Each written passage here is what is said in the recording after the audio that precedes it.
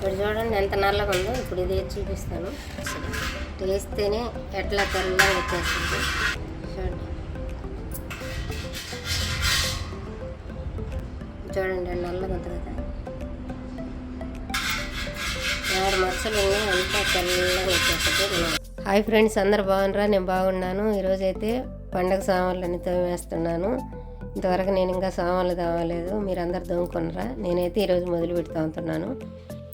రాగి ఇత్తడి అన్ని దోముకోవాలంటే తెల్లంగా ఎలా రావాలనేది నేను చెప్తాను. ఇప్పుడు చూడండి, తెల్లగా రావాలంటే అన్ని ఇంట్లో ఉండే వాటితోనే ఇప్పుడు మనం తెల్లగా వచ్చేటట్టు దోముకోవచ్చు. నేను చెప్తాను ఇప్పుడు చూడండి. సబేనా వేసుకోవాలి. సబేనా వేసుకున్న తర్వాత నిమ్మప్పు అని ఉంటుంది, నిమ్మప్పు కొంచెం వేసుకోవాలి. ఎనిగిరి కొంచెం వేసుకోవాలి.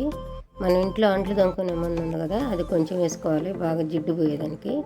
ఇప్పుడు అన్నీ బాగా మిక్స్ చేసుకోవాలి.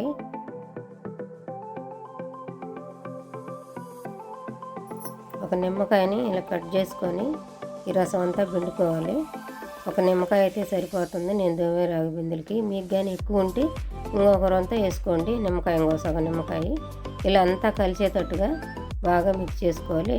దాంట్లో అంట్లు దొంగని తీసేసుకొని బాగా ఇలా మిక్స్ చేసేసి ఇలాని చూడండి. ఇప్పుడు పెట్టి తాగుతాను.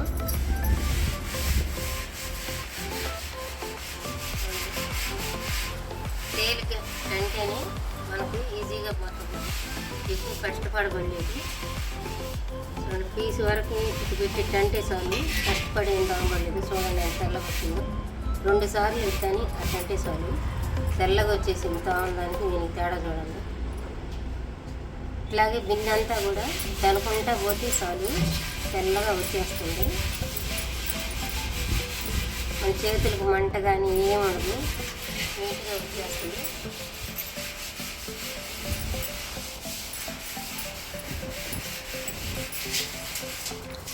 ఒకరు కొంచెం అట్ట అనుకుంటే చాలు తెల్లగా వచ్చేస్తుంది.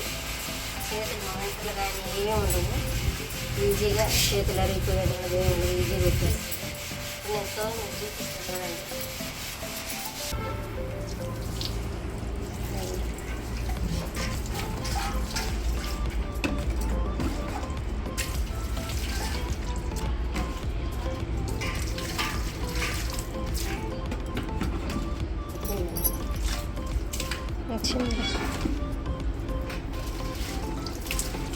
ఇలాగే అన్నీ దొంగకోవాలా.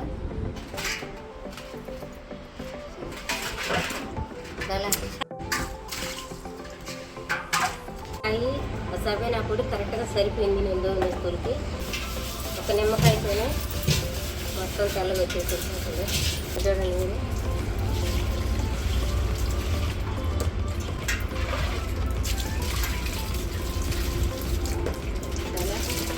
నీట్గా తుడిసి ఎండకు ఆరబెట్టుకుంటే మళ్ళీ సంవత్సరం దాకా మచ్చలు పడకుండా బాగుంటుంది. నేను దోమినట్టుగా ఎన్ని కలిపి మీరు ట్రై చేయండి, మీకు ఎలా వచ్చిందో కామెంట్లో చెప్పండి. ఇది పక్కన పెట్టేసుకున్నాము.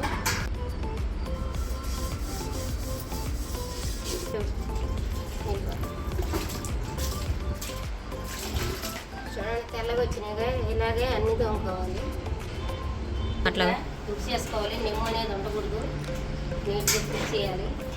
నిమ్మ లేకుండా లోపల కానీ బయట కానీ నీట్గా ఇలా తుడిసి ఎండకు పెట్టుకోవాలి.